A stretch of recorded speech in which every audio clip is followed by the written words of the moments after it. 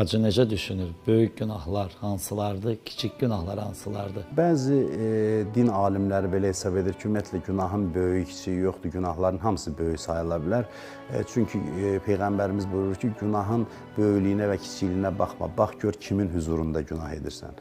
Yəni, Allahın hüzurunda günah edirsənsə, deməli Allaha qarşı hörmətsizlik edirsən və bu elə böyük bir nöqsandır insan üçün.